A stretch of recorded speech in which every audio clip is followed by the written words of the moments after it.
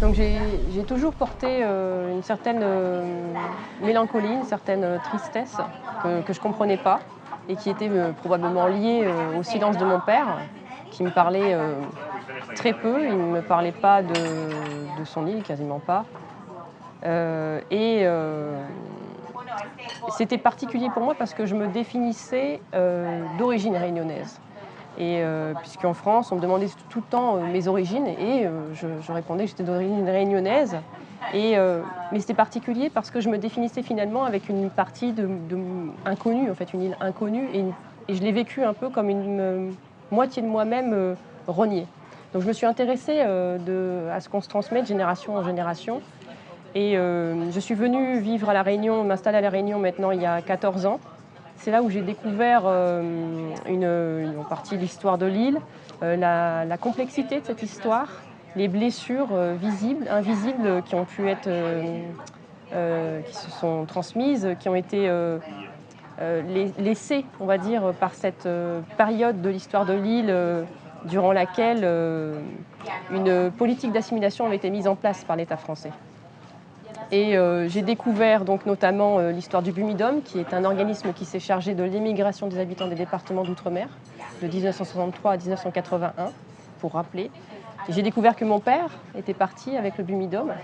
Et voilà, tout ça, c'était le début de réponse à des sentiments que je pouvais porter justement, ce sentiment de mélancolie, de colère. Donc déjà, cette phrase, c'est pas... Alors j'espère que les spectateurs auront compris, c'est un ancêtre qui dit les hommes n'ont pas de mémoire mais des fantasmes. Un ancêtre qui est d'origine mozambicaine dans le film, puisqu'il y a une reconnexion comme ça aux ancêtres et à nos racines. Avant, on pouvait paraître un peu fou quand on parlait de ça, de transmission. En tout cas, moi, c'est ce qu'on me renvoyait. Maintenant, c'est de plus en plus admis avec les découvertes en épigénétique. Qu'en fait, on se transmet des choses de génération en génération. Après, il n'y a pas une prise de conscience pour moi. C'est plus une mise en lumière petit à petit, une confiance en les sentiments, en ce que je portais, en ce que je ressentais. Ça vient confirmer, avec le processus de fabrication de ce film, ce que je portais. Donc, c'est un éclairage, quelque part. Je suis partie plutôt du collectif au début. J'ai rencontré des personnes qui sont parties avec le Bumidum. C'est peut-être dû au silence de mon père, peut-être dû à ça, que je me suis ouverte finalement à d'autres personnes. J'ai cherché. Le silence m'a fait chercher, en fait, m'a fait questionner. Et après, j'ai rencontré beaucoup de personnes pour qui c'était tabou, des personnes qui ne voulaient pas parler. J'ai compris que je n'étais pas historienne, je n'étais pas sociologue, que voilà, je faisais du cinéma.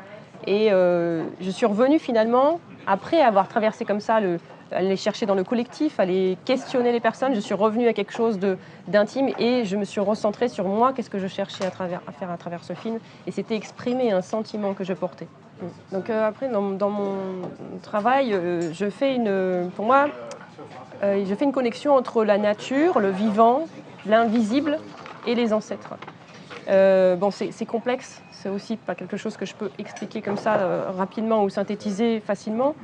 Mais pour moi, on vit une certaine... Alors déjà, il y a une dévalorisation de tout ça.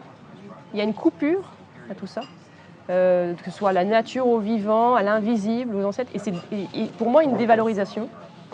Et je dirais deux choses qui nous coupent de ça. Alors des ancêtres, je dirais, c'est la peur de la mort. Et on le voit voilà, dans notre société. Et puis aussi un rapport, une conception du monde différente. C'est-à-dire que quand on conçoit l'existence de nos ancêtres, c'est aussi une conception de pensée différente. C'est-à-dire qu'on est dans un cycle. On pense à ce qu'il y a avant nous et ce qu'il y a après. On s'inscrit dans un cycle. Tandis que dans notre société, je dirais, dans cette société, c'est plus individualiste. Donc c'est nous, maintenant, dans la matière, présent, et il n'y a que nous qui comptons. Et on ne pense pas à nos ancêtres et on ne pense pas aux prochains. Donc c'est une autre conception de pensée. Donc ça a mis... il faut savoir que le film a mis beaucoup de temps à se faire.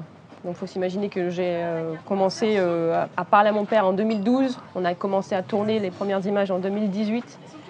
Donc au début, mon père, il avait beaucoup envie de parler. Mais voilà, tout ça, ça a été un long processus.